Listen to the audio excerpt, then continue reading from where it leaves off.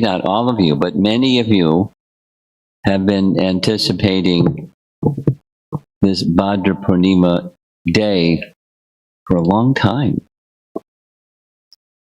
Sometime in the late June, early July, I was visiting in San Jose,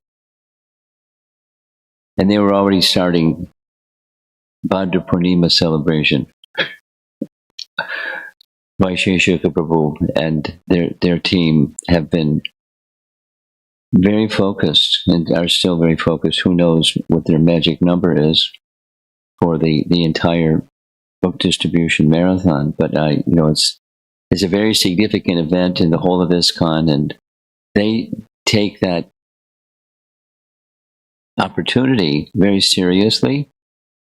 And you know who's the number 2 temple in the whole of North America?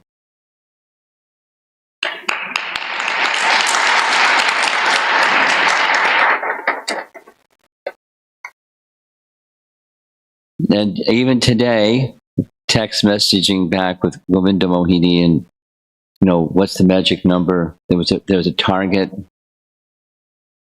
And I don't know exactly what the number is now, but as of about 2 hours ago, it was 95 sets of Srimad Bhagavatam short of their goal of 550? 500. So all we have to do this evening, 95 sets of Srimad Bhagavatam. That's all. So leave your phone on. Many people call you because you get it. Will help us reach that goal. Now, the number is not the essence, obviously. At the same time, numbers are important. The opportunity for persons to receive Srimad Bhagavatam is special. Little old me, just today, I was this morning in Bloomington, University of Champaign-Urbana is just down the street from Bloomington. And so in Champaign-Urbana, 13 families wanted Srimad Bhagavatam. And then we went to the Bloomington Rath Yatra, and 3 families wanted Srimad Bhagavatam. 2 of those 16 sets were in Gujarati. So we have many languages. What's your favorite language? Spin the dial and we'll help you. Little conversation with the lady that wanted the Gujarati set. I said, you speak English just fine. She said, but I want my children to be able to relate to the culture from which they came, and the grandparents don't speak any English. So they can have conversation with their parents in Gujarati, grandparents, and eventually I'll get it set in English when they get into school. And so you'll have 2 sets of Bhagavatam. And as many sets as you want, it's fine. And if you already have a set of Srimad Bhagavatam, find somebody that doesn't. There's lots of people that don't. And make a gift. And even if you don't know them, sponsor ones. We'll find a place. No problem. So that's a little promotion on. So now let us focus on, as you see the poster, September 7th, 2025. There's this verse that you heard being referred to from the 12th canto of the Bhagavatam. Place the Bhagavatam on a golden throne and make a gift today. And something special happens. Now, in that same final chapter, chapter 13 of Canto 12, there's a phrase shown on the screen here that speaks of the Bhagavatam being the Purana Amala, spotless. Spotless means other Puranas are intended for an audience that's in one of the 3 modes. There's 18 Puranas, and 6 and 6 makes 18. So, mode of goodness, Puranas, Vishnu Purana, Bhadra Purana, etc. Then Rajasic Puranas and Tamasic Puranas. But the Amala Purana is the Srimad Bhagavatam. You know, it's entirely from beginning, middle, and end. It's Shuddha Sattva. Now, here's another very nice, we're going to give you the opportunity to see some very nice verses. This is a commentary on Srimad Bhagavatam by Srinath Chakravarti Thakur. And it's commenting on Srimad Bhagavatam in his book about Lord Chaitanya. So maybe you've heard this verse before. If you have, you can say it with me. If you haven't, hear it again. Ramya kachit upasana vrajavadho vargena vakalpita Srimad Bhagavatam Amala Puranam. The Srimad Bhagavatam is the Amala Puranam, the ways of worship of the son of the king of Vrajadam, Sri Nanda Maharaj, the son of Nanda Maharaj, may be various, but the one which was conceived by the circle of damsels of Vrajabhumi is unsurpassable by any other devotee. The worship of the gopis is the highest form of worship, according to this commentator. Srimad Bhagavatam Puranam is the unalloyed guidance for this purpose of approaching the worshipful Lord. Nice.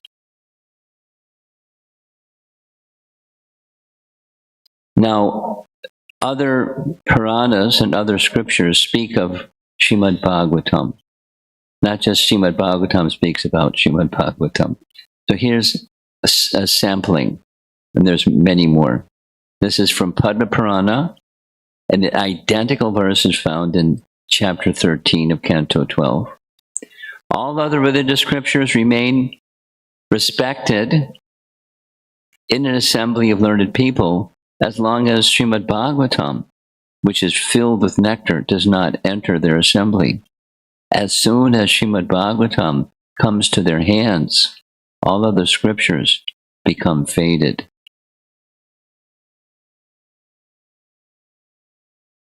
It's not disrespecting, but there's special respect to Srimad Bhagavatam. And here's from Garuda Purana.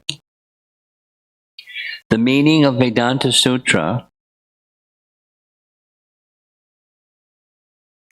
is present in Srimad Bhagavatam. The full purport of Mahabharata is also there. The commentary of the Brahma Gayatri is also there, and fully expanded with all Vedic knowledge. Srimad Bhagavatam is the Supreme Personality of Godhead in his incarnation as Vyasadeva. There are 12 cantos, 335 chapters, 18,000 verses, in case you wanted to check and make sure you got the right book.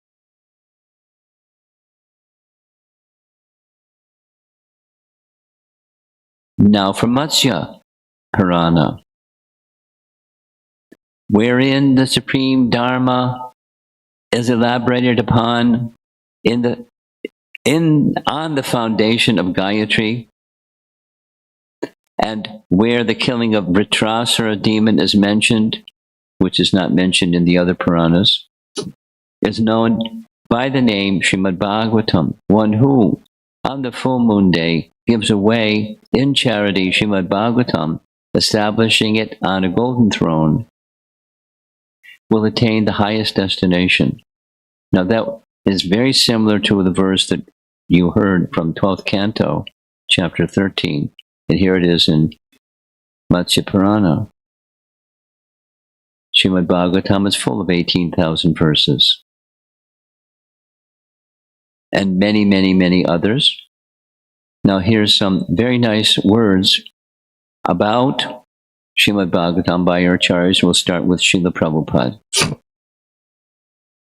Srimad Bhagavatam is certainly a very dear scripture for all the devotees of the Lord, but it is auspicious even for the non-devotees also, because it explains that even the non-devotees hovering under the spell of material energy can be delivered from such clutches if they hear the narration of Srimad Bhagavatam with devotion and attention from the right source, representing the Supreme Lord by disciplic succession.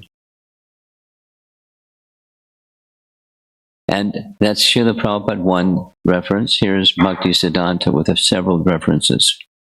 So he has written, one of his many books is no other book like the Bhagavad.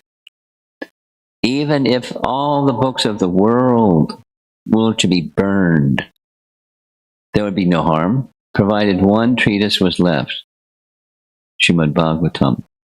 Very powerful way of saying. Even if thousands of learning centers were to be abolished, there would be no feeling of inconvenience, provided the reading and teaching of the Srimad Bhagavatam continued. Here's a quote from this book. Then here's another reference. This is Sri Chaitanya's teachings, Bhakti Siddhanta.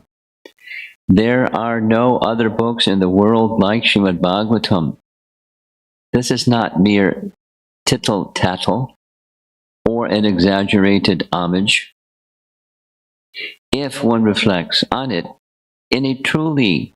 as a truly impartial judge, one will realize that there has not been, nor will there ever be, a book like the Bhagavatam. Now, this is, one might say, oh, that's his opinion. But, he's a powerful acharya. And here are the words of his father from a book that's also about Srimad Bhagavatam. From Pranava, or Om, came Gayatri. From Gayatri came the Vedas. From the Vedas came Brahma Sutra. And from the Brahma Sutra came Srimad Bhagavatam, which has brightly risen like a Satchitananda sun. Those who have eyes should see, those who have ears should hear, and those who have minds should meditate on the topics of Srimad Bhagavatam. This is part of an introduction to Sri Krishna Samhita.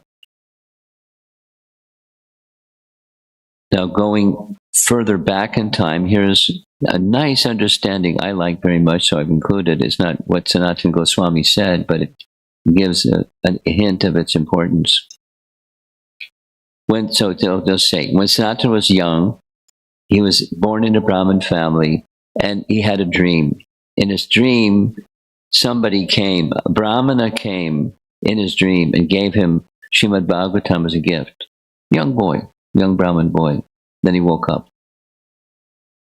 That morning, the same Brahmana came and gave him Srimad Bhagavatam. Now, gave him a Srimad Bhagavatam is not like this, because this is from printing press. And there was no printing press. There was no Bhaktivedanta purports. But it was handwritten on palm leaves. That's how books were available at his time. And someone gave him a copy.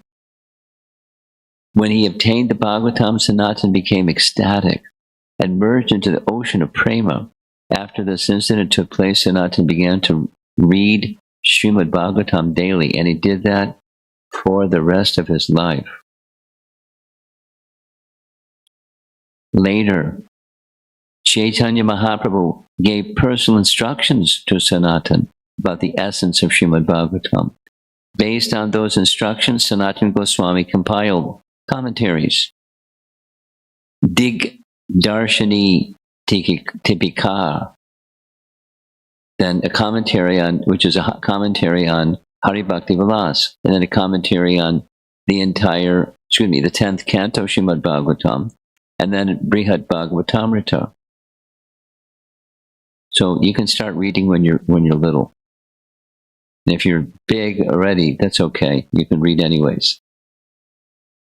But if you have little ones,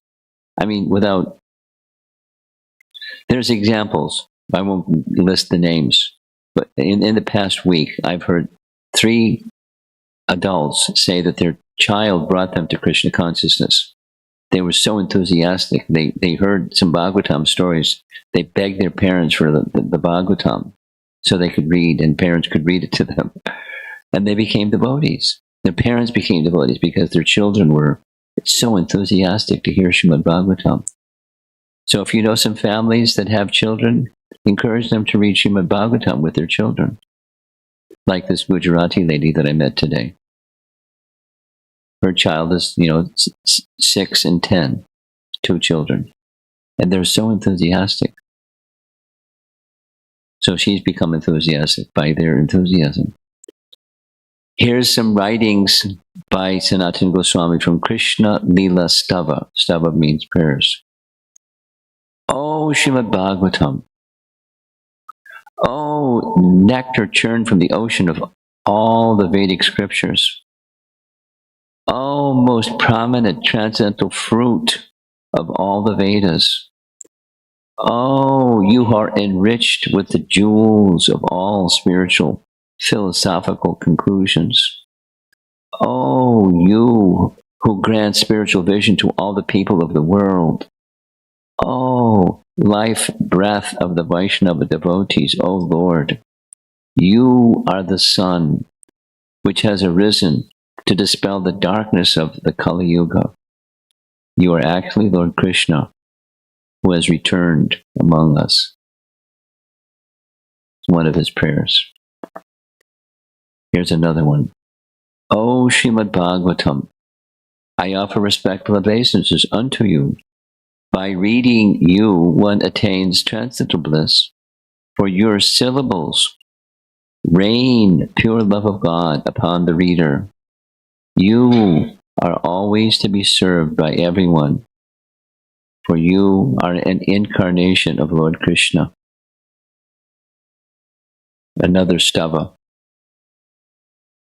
O Srimad Bhagavatam, my only friend, O my companion, O my teacher, O my great wealth, O my deliverer, O my good fortune, O my bliss, I offer respectful obeisances unto you.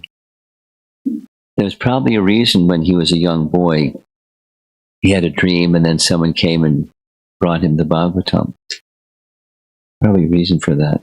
And he, went with it. Now here's a nice description of the queens of Dwarka wanting to hear Srimad Bhagavatam. It's a long story because it's a long story, I'm not going to narrate the long story. But there was a situation where they had the chance to visit Vrindavan, and they went to a place here. After Krishna's disappearance from this world, his queens came to Vraja, where Vajranabh, Krishna's grandson, was protecting them. One day, while being tormented by the pain of separation from Krishna, they noticed that their co-wife Kalindi was alone happy. And they wanted to know why. Kalindi explains about Uddhava's remedy. So now, Uddhava heard Srimad Bhagavatam, at least a big part of the 11th canto, directly from Krishna, correct? And before that, Uddhava had an opportunity to visit Krishna in Vrindavan, and Uddhava requested Krishna that he wanted to take birth in Vrindavan,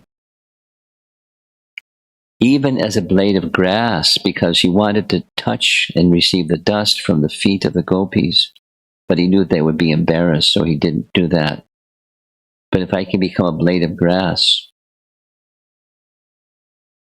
then I can get the dust from the feet of the gopis. So he became a blade of grass. At Uddhavakund, some of you will go to Vrindavan. Many of you have been to Vrindavan, and some of you that haven't, may you all go to Vrindavan one day, soon, sometime, anytime. And one of the places you go is Govardhan Hill. Of course, you go to Govardhan Hill.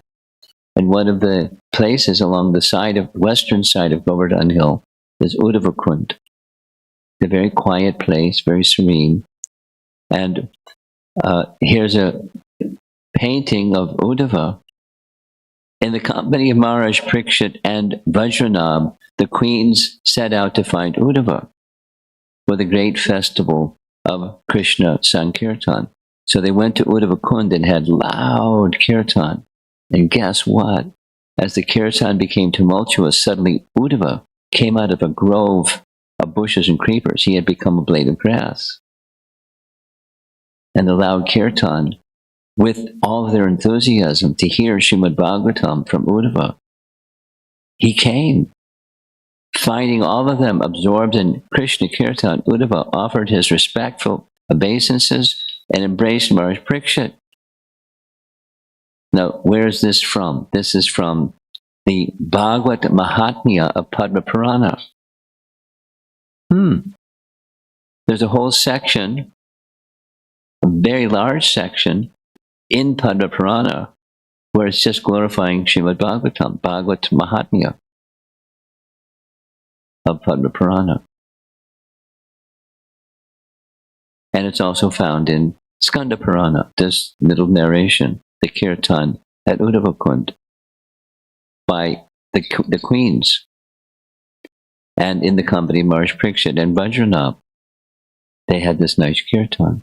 Uddhava said to Maharaj Parikshit, "O king, you are most fortunate. You are always in exclusive devotion to Krishna. Among all the inhabitants of Dwarka, these queens are without a doubt most fortunate. Under the influence of Yoga Maya, they have forgotten themselves and are suffering from anxiety caused by separation from Krishna. Unless Krishna becomes visible to them, none of them will regain their proper consciousness. But Krishna has wound up his pastimes. That time is finished, and now we have entered a different age. However, listen, and I will tell you another way." And he became visible through Srimad Bhagavatam. See, he spoke Srimad Bhagavatam, and they all felt completely satisfied in Krishna's presence just by hearing.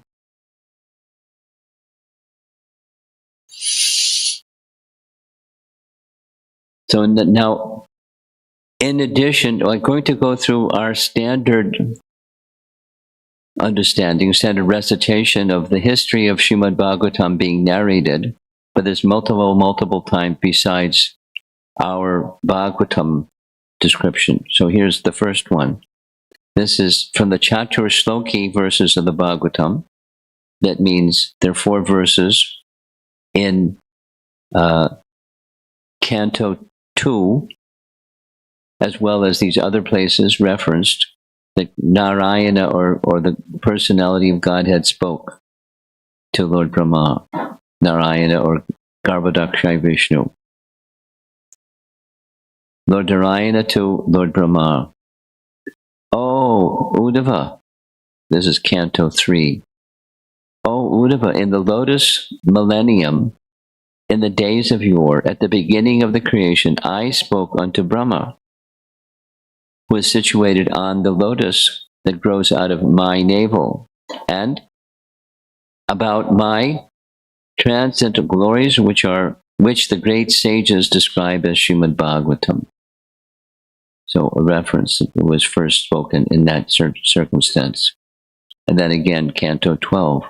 "It was to Lord Brahma that the Supreme Personality of Godhead first revealed Srimad Bhagavatam in full. At that time, Brahma, frightened by material existence, was sitting on a lotus flower that had grown from the Lord's navel. So Brahma received, Tene Brahma Hridaya Adikavaye Muyanti Yatsuraya. Brahma received within his heart. And then Brahma, in turn, narrated to his disciple or his son, Narada Muni. Canto 2, Chapter 7. Here's the reference. "O Narada, this science of God, Srimad Bhagavatam, is spoken to me in summary by the Supreme Personality of Godhead, and it was spoken as the accumulation of his diverse potencies. Please expand this science yourself." So Narada did. And one of the ways was passing it on to Vyas. And here's a reference from this Canto 2, Chapter 9 section.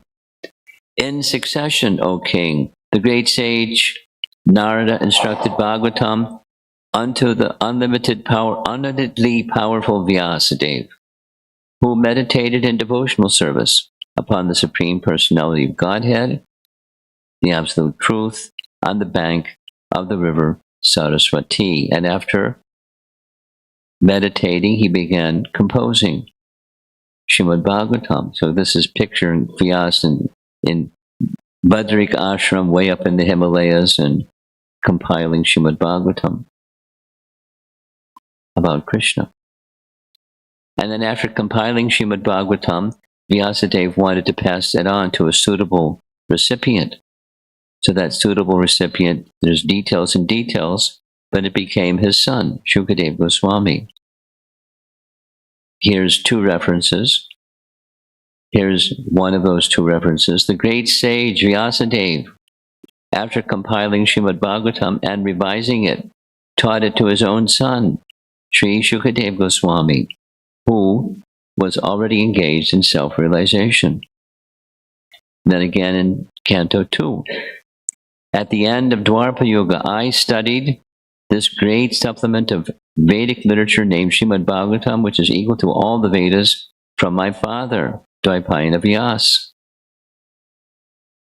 So Shukadeva became the knower of the Bhagavatam, having heard it in these different sequences, and then he in turn narrated it to Maharaj Parikshit. Here's the verse, Canto 1, Chapter 3.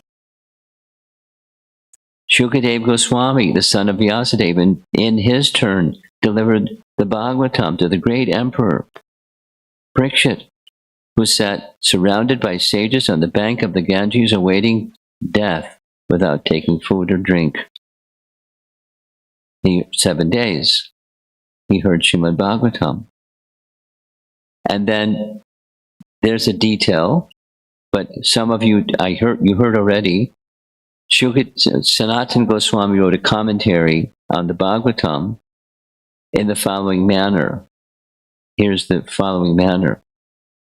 After Shukadeva Goswami finished Srimad Bhagavatam recitation, his mother, Maharaj Parikshit's mother, was in the audience.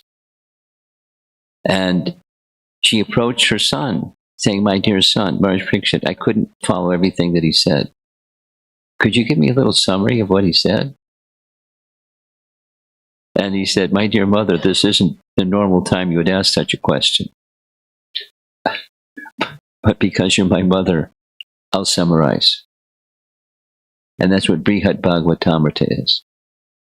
It's Uttara summarizing what she heard, what Maharaj Parikshit summarizing what he heard from Shukadeva Goswami before the snake bird appeared. Then that's the entire part 1. And the Brihad Bhagavatamrita has 2 parts. So it's a wonderful literature. Here's a verse. Blessed Uttara said, "My dear son, please extract the essence of what Shukadeva has taught you and quickly reveal it to me as if churning the nectar of immortality from the ocean of milk." Very nice. Summary. It's a retelling of the Bhagavatam in the form of Bhagavatamrita. And then after, in this audience hearing from Shukadeva Goswami, was Sutta Goswami.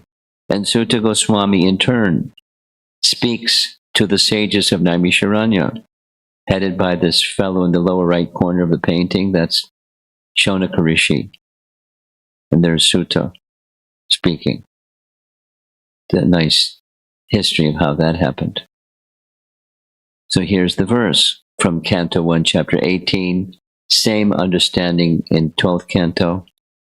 "O Sutta Goswami, you are a learned and pure devotee of the Lord because the personality of Godhead is your chief object of service. Therefore, please describe to us the pastimes of the Lord, which are above all material conception, for we are anxious to receive such messages.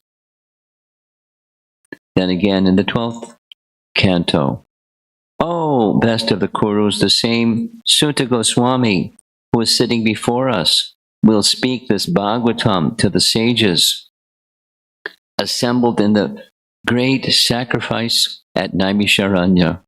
Thus he will do when questioned by the members of the assembly headed by Shonaka. So Sutta was the next speaker. These are different iterations. But that's our Bhagavatam picture. Now let's go to the Skanda Purana. It has different descriptions. There's a description of Lord Krishna speaking the Bhagavatam to Lord Vishnu, Mahavishnu. And here's another reference in Skanda Purana. Lord Vishnu in turn teaches what he understood to Goddess Lakshmi. And then Narayana from Skanda Purana, he teaches Srimad Bhagavatam to Lord Shiva.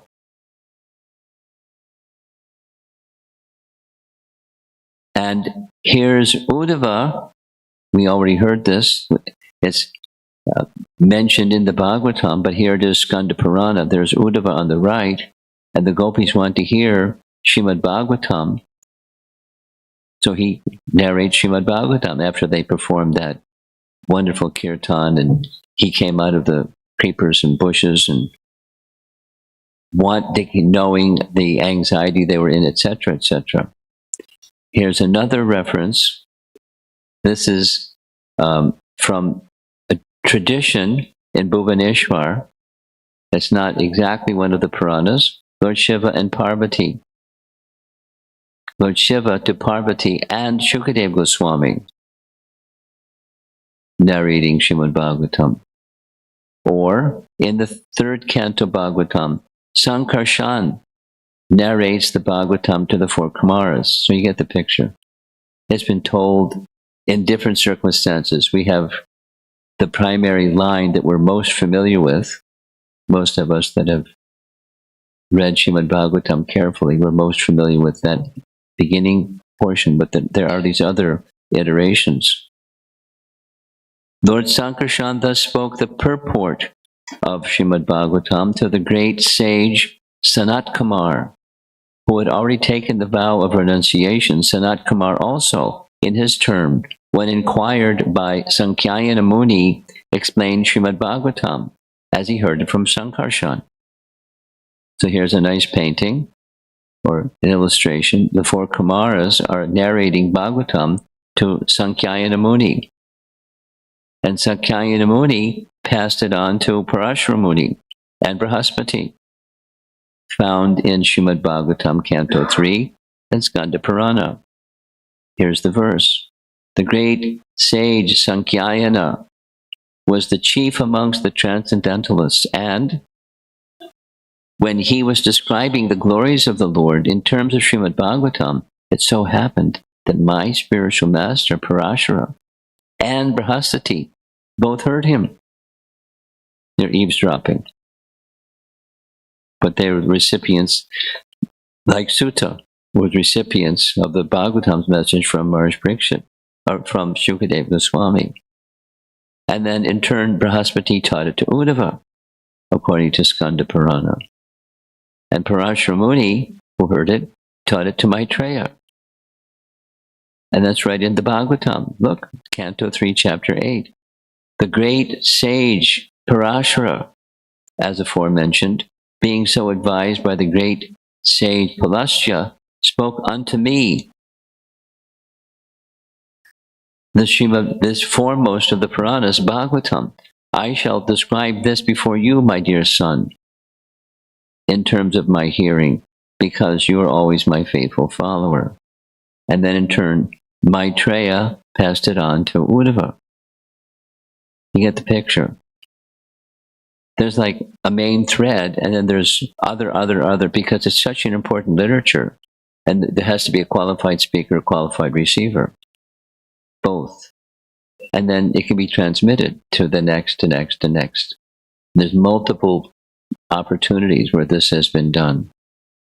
Now here's this reference one more time. You saw this poster. This is the verse where if you give this Srimad Bhagavatam as a gift. So here we are. The Chatur Shloki verses, I thought it'd be nice to share them with you. It's mentioned, and now here's the 4 verses. Ahamivasam evagre is how it begins. Nanyanyat sadasat param. Brahma. It is I. This is Lord Narayana speaking to Lord Brahma. It is I, the personality of Godhead, who was existing before the creation, when there was nothing but myself, nor was the material nature the cause of this creation. That which you see now is also I, the personality of Godhead. And after the annihilation, what remains will also be I, the personality of Godhead. Big commentary on that one. Next. Oh, Brahma, whatever appears to be of any value, if it is without relation to me, has no reality. Know it as my illusory energy, that reflection which appears to be in the darkness. A lot of big, long commentary on these verses. Oh, Brahma, please know that the universal elements enter into the cosmos and at the same time do not enter into the cosmos. Upanishadic double talk, I call it. Similarly, I myself also exist within everything created, and at the same time, I'm outside of everything. Long commentary. Makes you want to read the commentary, right?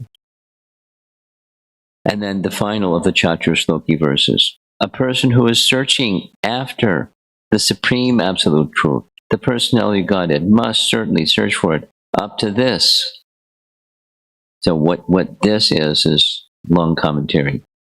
In all circumstances, in all space and time, and both directly and indirectly.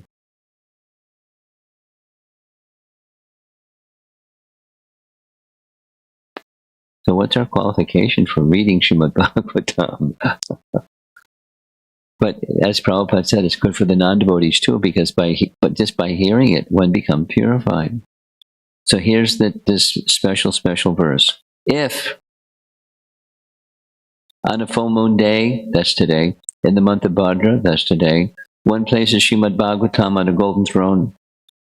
Golden throne can mean, there's commentary, it can mean literally a golden throne. It can also mean your heart. Commentary. And give it as a gift. He will attain the supreme transcendental destination. So it promises the highest destination. Maybe it's exaggeration. But then there's a whole explanation. No, there's no such thing as artavad in scripture. Certainly not in Srimad Bhagavatam. Prabhupada comments on this particular verse in Nectar Devotion. There's no artavad in Srimad Bhagavatam. Artavada, the doctrine of, it's an exaggeration. It's promising something that's just like trying to encourage you to do it because it's good, but it doesn't do all those things because it's just exaggeration. No such thing in the Bhagavatam. There may be in other places, but not in the Bhagavatam. Now, because of time, I'm not going to go through all these examples. Simple. The Kumaras, they at once became devotees. When they came to the gates of Vaikuntha, they were Brahman realized. And after coming to the gates of Vaikuntha and just the fragrance of the sandalwood anointing the lotus feet of the Lord, they became Vaishnavas at once. Or the example of Bilvamangala Thakur.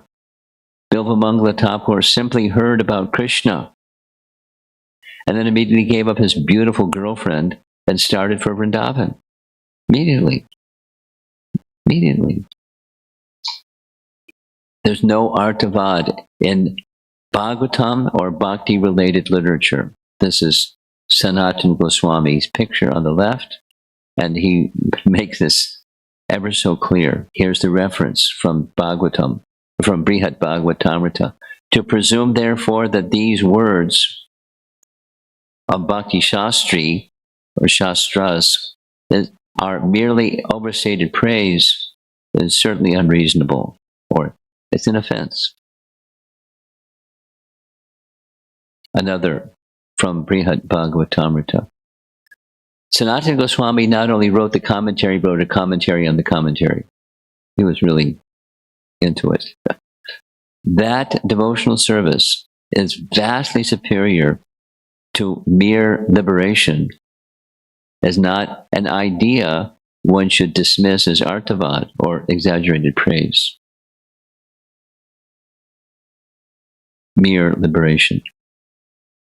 Superior to mere liberation. There's many such statements. Okay, I'm going to go quickly.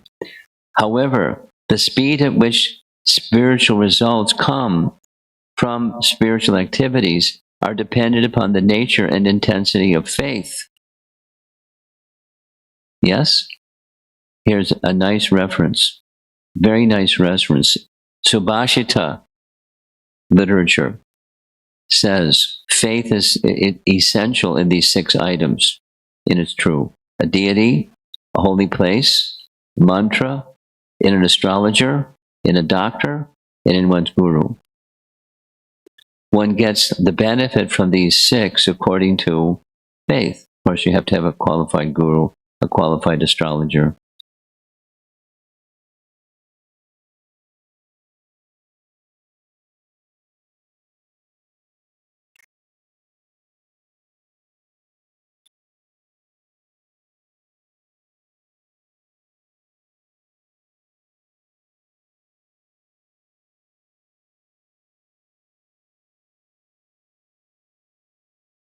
We have some new people coming into the back. That's what's going on. We're just pausing for.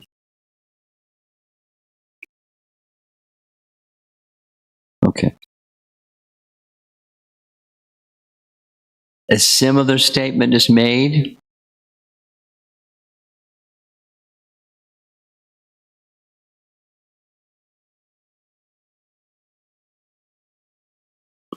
in Brahma Samhita. Some of you like Brahma Samhita. I like Brahma Samhita. Yadrashi Yadrashi Shraddha Siddhi Bhavati Tadrashi. Same message. One's realization will correspond to the nature of one's faith. Yadrashi Yadrashi Shraddha Siddhir Bhavati Tadrashi. So we make such a big deal about Srimad Bhagavatam because it's important. And if you have faith in that which is truly important, like these other 6 items, then you get your realization more swiftly, proportionate to your estimation of that which you're taking shelter of, or receiving, or giving. So I'm going to go forward. Grantharaj Srimad Bhagavatam, the king of all scriptures. If you have in your home, fantastic. If you don't, invite to your home. And if you already have in your home, besides fantastic, find somebody that doesn't. There's a few people out there that they don't. And you probably know some of them that don't. And consider, make a gift. Benefit to you and benefit to them. Inspire those who you come across. Initiate your and others' journey into bhakti. So, mention was made at the very beginning of the announcements where next week some of us will be going to Boston to celebrate Prabhupada, the 60th, I think it is, anniversary of his arrival in America. Of course, it was first in Boston, and then he went We spent a day and then went to New York in the cargo ship. And then he disembarked in New York, but he landed in Boston. And when he landed in Boston, as you can see from this little illustration, he had his little bag, and in the cargo ship, the cargo hold of the ship, there were his Srimad Bhagavatams. And that's all he had. But he had faith in Srimad Bhagavatam and faith in the holy name. And kaboom, the Hare Krishna movement happened. And there's more kabooms happening all the time. So today's a kaboom day. The Hare Krishna explosion day. So please consider, now because of time, it's 6:26.